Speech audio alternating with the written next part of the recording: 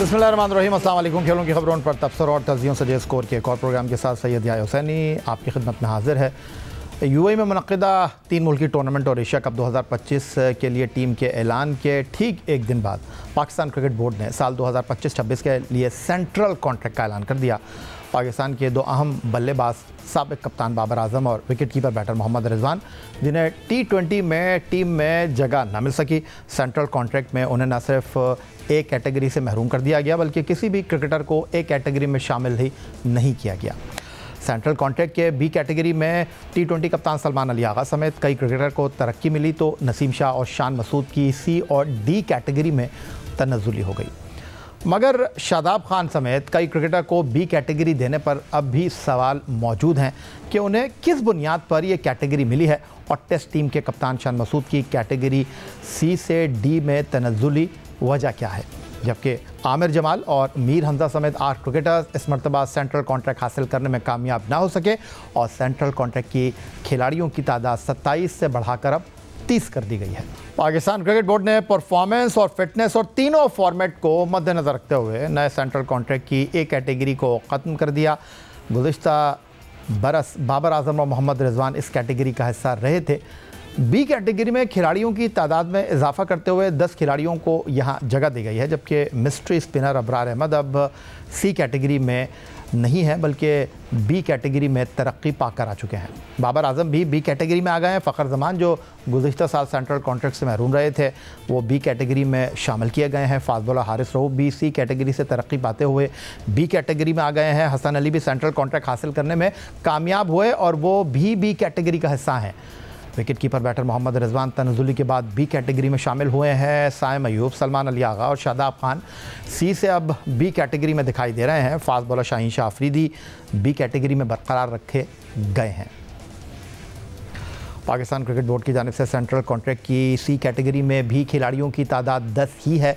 यहाँ opening batter Abdullah Shafiq, बाएं हाथ के spinner Noman Ali, off spinner Sajid Khan और टेस्ट टीम के नायब कप्तान सऊद शकील को सी कैटेगरी में बरकरार रखा गया है। ऑलराउंडर फ़हीम अशरफ, जारहा मिजाज बल्लेबाज Hasan Nawaz, wicket keeper batter Mohammad Haris, allrounder Mohammad Nawaz और opening batter Sahibzada Farhan central contract हासिल करने में कामयाब रहे और उन्हें सी कैटेगरी में शामिल किया गया है। अलबत्ता फास्ट बॉलर नसीम शाह की बी से सी कैटेगरी में तनज़्ज़ुली हो गई है। सेंट्रल कॉन्ट्रैक्ट की डी कैटेगरी में सबसे ज़्यादा तब्दीली हुई है, जहां 8 खिलाड़ी सेंट्रल कॉन्ट्रैक्ट से महरूम हो गए हैं और उनकी जगह fast bowler Ahmed Daniyal, allrounder Hussain Talat, allrounder Khushdil Shah, fast bowler Mohammad Abbas, fast bowler Salman Mirza और बाएं हाथ के spinner Sufiyan Muqeem central contract हासिल करने में सुरखरू हो गए हैं। Fast bowler Khurram Shahzad, fast bowler Abbas Afridi और Mohammad Wasim junior D category में बरकरार रखे गए हैं और टेस्ट टीम के कप्तान शान मसूद की बी से डी कैटेगरी में तनज़्ज़ुली हो गई है। पाकिस्तान क्रिकेट बोर्ड ने सेंट्रल कॉन्ट्रैक्ट 2025-26 का ऐलान किया। इसमें न सिर्फ ए कैटेगरी है लेकिन इसमें कोई खिलाड़ी नहीं है बल्कि कई क्रिकेटर्स की तनज़्ज़ुली और तरक्की भी हुई है। Pakistan cricket board performance, fitness और खिलाड़ी किस फॉर्मेट में खेल रहा है इसकी बुनियाद पर यह फैसला करता है कि उन्हें किस कैटेगरी में रखा जाएगा, जिसके बाद बड़ा सवालिया निशान ऑलराउंडर शादाब खान की बी कैटेगरी में शमूलियत पर उठ रहा है। शादाब खान, जिन्हें गुज़िश्ता साल भी बी कैटेगरी में शामिल किया गया था और गुज़िश्ता सेंट्रल कॉन्ट्रैक्ट 1 नवंबर को जारी हुआ था। इस दौरान शादाब खान ने 8 T20 मैच खेले जिसमें सिर्फ 5 विकेटें लीं और 113 रन स्कोर किए और अपनी इंजरी की वजह से वो दौरे बांग्लादेश और वेस्ट इंडीज़ में कौमी टीम का हिस्सा न रहे और इस दौरान शादाब खान ने कोई वनडे इंटरनेशनल भी नहीं खेला। तो शादाब खान ना तो परफॉर्मेंस पर पूरा उतरते हैं और फिटनेस मसाइल भी किसी से ढके छुपे नहीं। दूसरी तरफ टेस्ट टीम के कप्तान शान मसूद की बी से डी कैटेगरी में तनज़्ज़ुली भी समझ से बालातर है। एक जानिब इंग्लैंड के खिलाफ होम सीरीज़ से उनकी कारकर्दगी देखी जाए तो वो 7 टेस्ट मैचों में 38 की औसत से 497 रन बनाने में कामयाब रहे। 2 सेंचुरियाँ बनाई जिसमें उनका बेहतरीन स्कोर 151 रन इंग्लैंड के खिलाफ मुल्तान टेस्ट मैच में रहा। नताइज में इंग्लैंड के खिलाफ होम सीरीज़ जीती, वेस्ट इंडीज़ से टेस्ट सीरीज़ को बराबर किया और जनूबी अफ्रीका से उसी की सरजमीन पर शिकस्त हुई। अब यहाँ एक सवाल बड़ा गौरतलब है और वो सवाल गौरतलब यह है कि शान मसूद जब सेंट्रल कॉन्ट्रैक्ट की 1 साल पहले कैटेगरी अनाउंस हुई थी उसमें गालिबन बी, सी या डी में थे, लेकिन जब चौधरी ज़का अशरफ ने उनको टीम का टेस्ट कैप्टन नामज़द किया तो फिर उनको बी कैटेगरी में रखा गया था। और पिछले साल भी जब उनको बी कैटेगरी में रखा गया तो ब्रैकेट में लिखा था सब्जेक्ट टू कैप्टनसी। तो क्या इस बार भी ऐसा ही होगा, क्योंकि पाकिस्तान ने अक्टूबर में जनूबी अफ्रीका के साथ 2 टेस्ट मैचों की सीरीज़ होम ग्राउंड पर खेलनी है और फिलहाल पाकिस्तान क्रिकेट बोर्ड ने टेस्ट मैच के हवाले से अज़हर महमूद को अबूरी कोच तो बना दिया है, बट टीम के कप्तान के हवाले से उन्होंने कोई फ़ैसला नहीं किया। तो क्या यही फार्मूला अप्लाई होगा कि अगर शान मसूद कप्तान रहते हैं तो क्या उनकी कैटेगरी में तरक्की हो जाएगी? सीधा चलते हैं इस्लामाबाद, जहाँ वीडियो लिंक पर हमारे साथ मौजूद हैं पाकिस्तान टेस्ट टीम के साबिक कप्तान विकेट कीपर राशिद लतीफ़ साहब। खुशामदीद कहेंगे आपको, बड़ी गहरी निगाह है आपकी पाकिस्तान क्रिकेट के हवाले से। और पिछले 3 दिन में आज को मिलाकर इतवार को टीम का अनाउंसमेंट होता है, फिर 1 दिन के आराम के बाद जो है क्रिकेट बोर्ड के सरबराह सैयद मोहसिन रज़ा नकवी की खुसूसी हिदायत पर जो है वो एशिया कप ट्राई सीरीज़ से पहले सेंट्रल कॉन्ट्रैक्ट के नामों का ऐलान होता है। पहले यहीं से शुरू कर लेते हैं शान मसूद से कि अगर हम साल 2023 से 25 के साइकिल की बात करें, आईसीसी टेस्ट चैंपियनशिप के तीसरे साइकिल की, तो वहाँ शान मसूद सऊद शकील के बाद पाकिस्तान टीम के सबसे कामयाब बल्लेबाज हैं। परफॉर्मेंस की बात करें तो इनफरादी कारकर्दगी में फिर शान मसूद बी से सी में जा सकते थे, बी से डी में नहीं आ सकते। अस्सलाम वालेकुम जी, बिल्कुल वालेकुम अस्सलाम। पहले हम टेस्ट मैच की बात कर लेते हैं। Shan Masood captain Pakistan cricket team और सेंट्रल कॉन्ट्रैक्ट में डी कैटेगरी देना मेरे ख्याल से मुनासिब नहीं है उनके लिए। और परफॉर्मेंस देखेंगे हम तो फिट भी तो हैं वो, फिट नंबर 1 आता है कि उनकी स्किल्स कैसी हैं, उनकी बैटिंग कैसी है, उनकी कैप्टनसी कैसी है और फिटनेस का लेवल क्या है। तो उसमें पूरे नंबर नहीं तो 18 मार्क्स तो मिल जाते हैं इनको। इनके जो रन की तादाद है 602 रन की है, 2 सेंचुरीज हैं इनकी, 250 रन है। रिजवान और सऊद शकील के बाद नंबर 3 पे है पाकिस्तान में। और यहाँ पे शान मसूद की आपने बात की, सऊद शकील 691 रन के ऊपर बैठे हुए हैं, सबसे ज़्यादा रन पूरे साल में बनाए। उनको शायद सी कैटेगरी दी है और शादाब को बी दी गई है, ना खेलने की उनको कीमत अदा करनी पड़ी, शायद उनको ज़बरदस्ती बी में डाला गया। हसन अली डील करके आए, बी में आए वो भी। और फ़खर जमान खेले ही नहीं, वो 8 वनडे खेले, 1 T20 खेले। और जो टेस्ट मैच सबसे बड़ा रुतबा पाकिस्तान या दुनिया का होता है वो टेस्ट क्रिकेट, तो जब भी तो तबाह हो रहे हैं टेस्ट क्रिकेट में हम लोग, ऐसे नहीं हो रहे। हमारे क्रिकेटर आ ही नहीं रहे। हमने फवाद आलम को ज़ाया किया, हमने अज़हर अली को रिटायरमेंट पे मजबूर कर दिया था, हमने असद शफीक को, हमने यासिर शाह को जाने दिया, क्योंकि ये टेस्ट क्रिकेट खेलते थे, एक ही फॉर्मेट खेलते थे। ये जाना शुरू हुए और पाकिस्तान की टीम हारना शुरू हुई। और क्योंकि आपने उसको इतना वैल्यू नहीं देते टेस्ट क्रिकेट को, और वही किया अभी। सऊद शकील नंबर 3 आपने कैटेगरी 3 सी दी है और कैप्टन को डी दी है। ये मुनासिब नहीं है, ये तनज़ुली होती है लेकिन रिस्पेक्ट के साथ होती है। अगर आप अपने क्रिकेट को इतना नीचे होके दिखा रहे हैं, जिसके पास ए कैटेगरी का प्लेयर ही नहीं है, तो वो ए वाला बी में चला गया, मान लिया, बी वाला सी में आ गया, सी वाला डी में आ गया, लेकिन ई और एफ वाला डी में कैसे आ गया? तो आपके पास प्लेयर ही नहीं है ना, इसका मतलब एक कैटेगरी का प्लेयर नहीं। मैं एक कैटेगरी पे बात करता हूँ राशिद लतीफ़ साहब आपसे, और बड़ी गहरी निगाह आपकी, और आप आदाद और शुमार के तनाजुर में बात कर रहे हैं। और माजी में भी ऐसा होता रहा है कि सेंट्रल कॉन्ट्रैक्ट अनाउंस करने वाली कमेटी जो है उसको अपने फ़ैसलों पर मीडिया के सवालात के बाद, फॉर्मर क्रिकेटर्स की तनकीद के बाद जो है वो रद्दोबदल करना पड़ा। तो chairman cricket board Syed Mohsin Raza Naqvi, आप उनको इस तनाजुर में मशवरा देना चाहेंगे? ठीक है, जो हो गया वो हो गया, वक्त कम था, मुकाबला सख्त था, लेकिन जो आदाद व शुमार आप बता रहे हैं ये तो वक्त की आवाज़ है, इसके ऊपर कोई कॉम्प्रोमाइज़ हो नहीं सकता। तो अगर इसमें रद्दोबदल कर दिया जाए, और ख़ास तौर पर क्योंकि आपको मैं देख रहा था एक्स अकाउंट पर आपने एक चेयरमैन क्रिकेट बोर्ड को मुखातिब करके लिखा कि जो पाकिस्तान के लिए वनडे क्रिकेट, T20 क्रिकेट खेलने हैं उनको भी आप जो है वो जिस तरह मशाहीर देते हैं पाकिस्तान के फॉर्मर टेस्ट क्रिकेटर्स को, इनको भी इसमें शामिल किया जाए। तो आपको नहीं लगता कि चेयरमैन क्रिकेट बोर्ड को आपकी मशवरा देना चाहेंगे? ठीक है, सेंट्रल कॉन्ट्रैक्ट अनाउंस हो गया, गलती हो जाए तो उसको सुधारना चाहिए, और सेंट्रल कॉन्ट्रैक्ट के हवाले से चेयरमैन क्रिकेट बोर्ड जो है अपनी टीम को बोले कि यार कम से कम जो टेस्ट क्रिकेट खेल रहे हैं उनको बी कैटेगरी में तो रखो, ताकि हम टेस्ट क्रिकेट में कुछ बेहतर परफॉर्मेंस तो दे सकें। देखिए, आपके प्रोग्राम में जब आता हूँ ना, तैयारी के साथ इसलिए आता हूँ कि नकवी साहब आपके प्रोग्राम ही शौक से देखते हैं, तो इस वजह से पूरी तैयारी करनी पड़ती है। तो इसमें जो बात कर रहे हैं बिल्कुल ये बात पहुंचनी चाहिए उन तक, उनसे हम गुजारिश ही कर सकते हैं। अपनी आवाज़, एक प्लेयर की आवाज़, एक आवाम की आवाज़ बता सकते हैं यार ऐसा नहीं, टेस्ट क्रिकेट को वैल्यू देनी पड़ेगी। हमने बहुत सारी चीज़ें देखी है। एक ज़माने में यूनुस खान का सेंट्रल कॉन्ट्रैक्ट की बात उठी थी, उनको बी दे दिया था, वो एक कैटेगरी में जाने थे, फिर आप लोगों ने सबने आवाज़ उठाई तो वो एक कैटेगरी। नहीं, मैं वो भी राशिद लतीफ़ साहब क्लियर कर दूं, वो जाकिर खान साहब उस कमेटी में मौजूद थे और उन्होंने कहा कि मैंने उनसे पूछा कि यार क्या क्राइटेरिया है आपका, तो उन्होंने कहा 3 क्राइटेरिया। मैंने कहा सर क्या क्राइटेरिया? उन्होंने कहा एक फॉर्मर कैप्टन होना चाहिए, 350 इंटरनेशनल मैच होने चाहिए और फिटनेस परफेक्ट होनी चाहिए। तो मैंने कहा सर यूनुस खान तो सारे बॉक्सेस को टिक कर रहे हैं, फॉर्मर कैप्टन है, 350 से ज़्यादा इंटरनेशनल मैचेस हैं, फिटनेस उनकी अपनी जगह मौजूद है, तो उनके पास कोई जवाब नहीं था। लेकिन नजम अजीज़ सेठी साहब जो थे उन्होंने फिर इस चीज़ को रिवर्ट किया और यूनुस खान को एक कैटेगरी में लेकर आए। जी बिल्कुल, इसमें भी बहुत सारे झोल हैं इसमें, और कुछ ऐसे प्लेयर, देखिए प्लेयर आता है पैसे ले, हमें खुशी होती है, हम इस पर नहीं जाते, लेकिन उसका एक परफॉर्मा होना चाहिए, उसका एक कैलकुलेशन का हिसाब होना चाहिए कि किस बुनियाद पे आप दिए जा रहे हैं। एक होता फॉर्मेट बनाया जाता है, जिस तरह ऑस्ट्रेलिया ने अपना बनाया, परफॉर्मेंस बेस है, या इंग्लैंड ने बनाया हुआ या इंडिया ने, तो उसके मुताबिक चलता है, उसमें कोई भी आ जाए।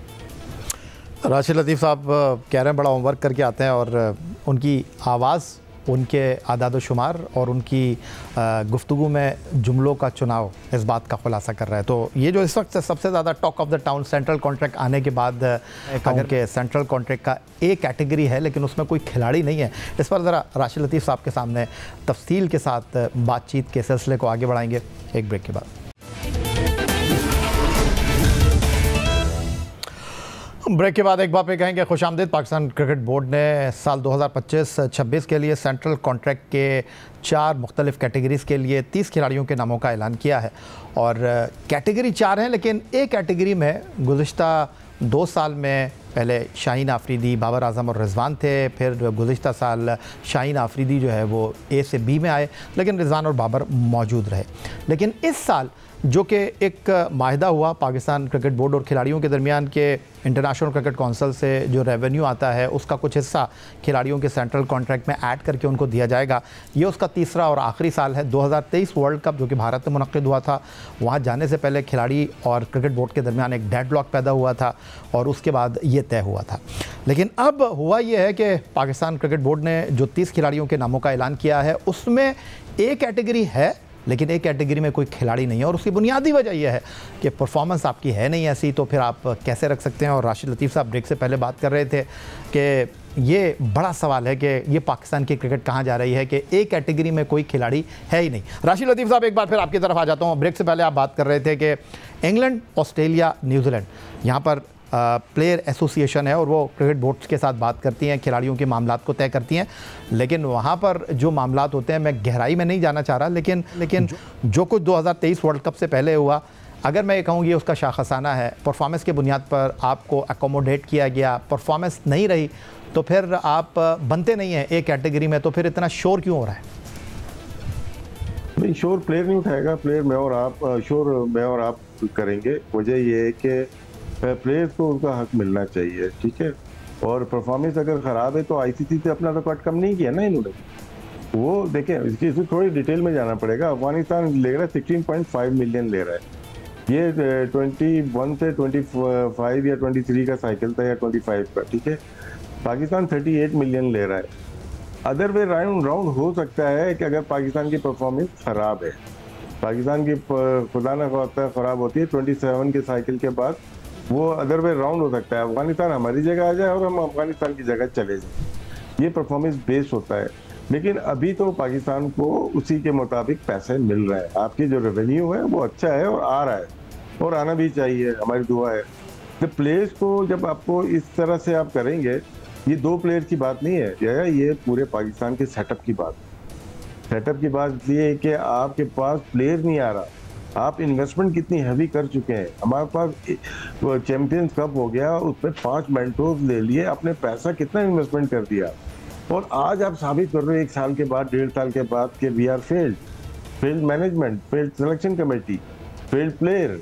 तो ये साबित किया है कि हमने जो पिछला जो बोया था वो हम काट रहे हैं।